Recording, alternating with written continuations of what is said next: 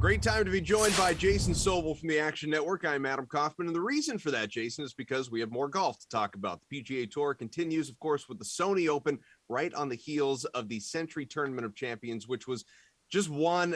I want to say dominated. I know there were a lot of guys in his company, but even still, Cam Smith, when you go 34 under par, just an outrageous score to win that event. And he is, of course, the favorite on the DraftKings Sportsbook to win this one here at plus 800. So what do you think? Yeah, so first of all, Adam, we tend to collectively get a little bent out of shape when we see scores that are so low in relation to par. Just take par out of the equation. Par is just so we can kind of keep score and watch on TV. It doesn't matter what the par is. So look at the total score, which quite frankly was only one shot better than Kevin Na posted in winning the Sony Open last year, and nobody got bent out of shape about that. So in any case, let's talk Cam Smith for this week's Sony Open, where he won just 2 years ago, and I'm not so sure that Waiʻalae doesn't set up better for his game than Kapalua did last week. So if he can win at Kapalua, he can win at Waiʻalae, trying to chase down just Ernie Els and Justin Thomas, the only two players to go back-to-back on the Hawaii swing. Look, I like Cameron Smith. I like everything about his game. He's got that convergence of current form and past history on this golf course. That said, I just don't think I'm dipping down into single digits for Cameron Smith this week. I like him. I don't like him enough to play him as the favorite, though. How about someone who is still close to the top of the odds board, let's say plus 1,600 or better, that kind of company, if not Cam Smith, obviously?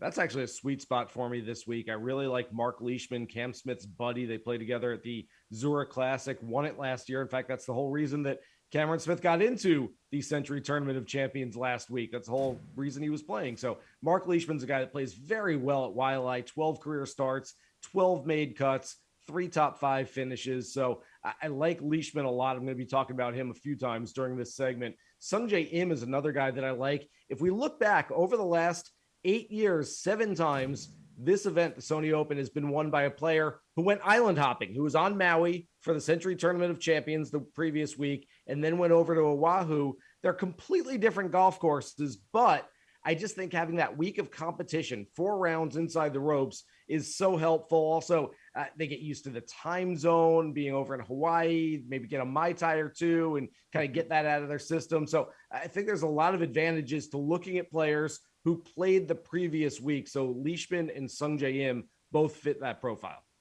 So I asked you plus 1,600 or better, and I did that for a reason, because it allowed me here to focus in specifically on Hideki Matsuyama, who was plus 1,800 on the DraftKings Sportsbook to win this event. Another guy who, under normal circumstances, was simply outrageous in the last tournament, went 21 under. I realized that was well off, obviously, winning the event, but still sounds pretty good to me and for you, I would imagine. What do you think of him going into this one? I always like Hideki Matsuyama. I don't know that I like him as much on this golf course this coming week as I do in other places.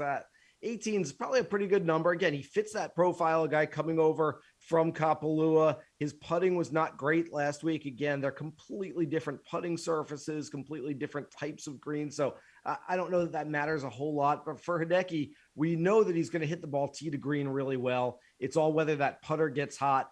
I can't necessarily recommend that that putter is going to get hot based on what I saw from him last week. So he's probably a stay away from me, or maybe get him live midway through the tournament if you kind of like the way he's rolling the rock a little bit. But I'm probably staying away to begin this on Hideki.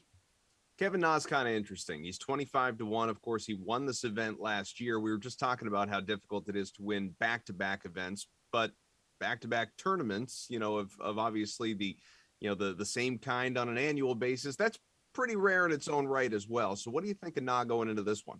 Well, the one thing we found about the Sony Open is that it's one of the more predictive golf tournaments that we'll see on the PGA Tour schedule all year. So the guys that tend to play well at the Sony every year tend to keep playing well there. So chasing a defending champion here is probably a better rationale for doing it than chasing defending champions at a lot of other events. That said, again, I'm okay with Na. I'm probably not going after that number that he's at right now.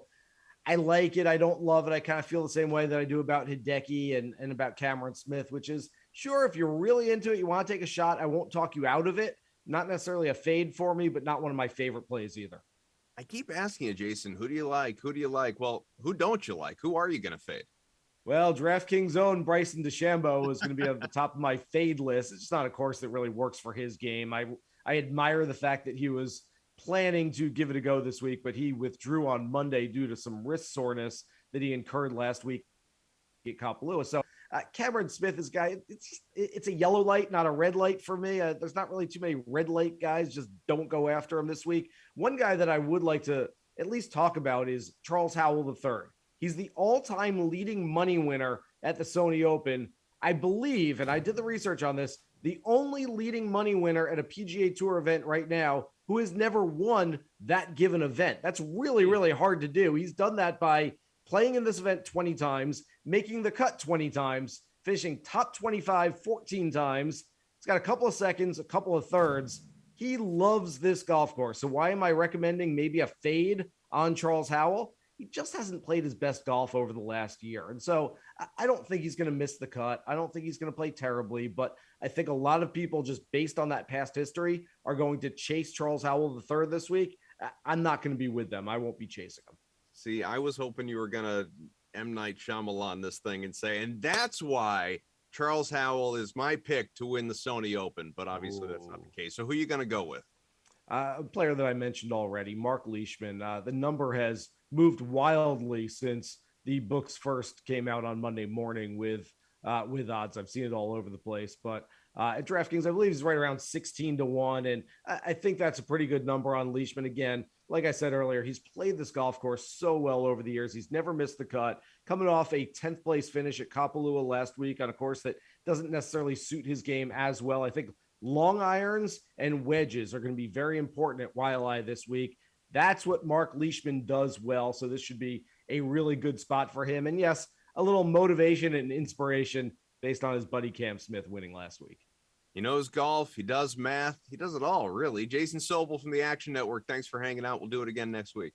Thanks, buddy.